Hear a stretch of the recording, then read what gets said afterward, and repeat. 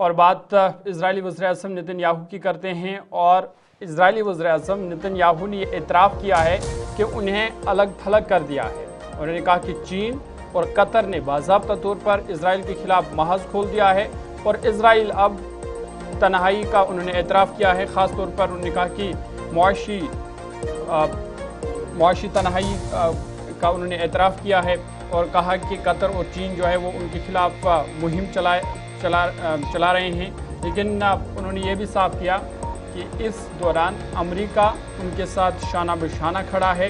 انہوں نے یہ بھی کہا کہ مسلم تارکین وطن اسرائیل مخالف رویے کے ذمہ دار ہے۔ یہ الزام جو ہے نیتن یاہو کی طرف سے لگایا گیا ہے۔ آپ کو بتا دیں کہ ایک طرف سے جہاں یہ اجلاس عرب لیگ کا چل رہا تھا، تو دوسری طرف اسرائیلی وزیراعظم نیتن یاہو نے کہا کہ ایک اجلاس سے خطاب کرتے ہوئے انہوں نے یہ تسلیم کیا کہ ان کا ملک بڑھتی ہوئی معاشی تنہائی کا شکار ہوا ہے۔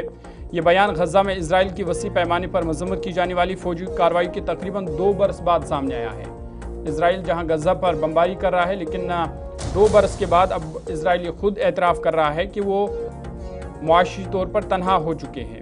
نیتن یاہو نے کہا کہ میں آزاد منڈی کا حامی ہوں، لیکن ممکن ہے ہم ایسے حالات میں پھنس جائیں کہ ہمارے دفاعی معاہدے منسوخ کر دیے جائے۔ اس صورت میں ہمیں اپنی دفاعی صنعت میں خود کفیل ہونا ہوگا۔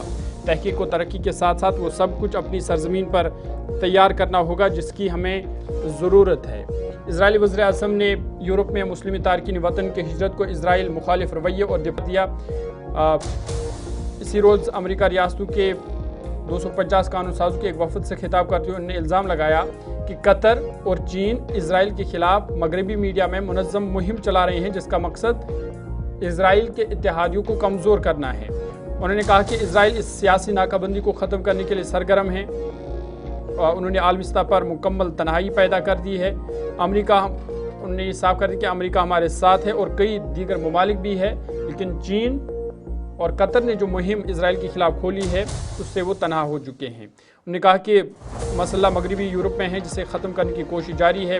یہ اعتراف ایسے وقت میں سامنے آیا ہے جب اسرائیل کی غزہ جنگ پر کئی ممالک بشمول برطانیہ نے سخت رویہ اختیار کیا ہے، جبکہ امریکہ بدستور اسرائیل کی حمایت کر رہا ہے اور قطر نے دوسری طرف سے محاذ کھول دیا ہے۔ چین لگاتار اسرائیل امریکہ کے خلاف بیان دے رہے ہیں۔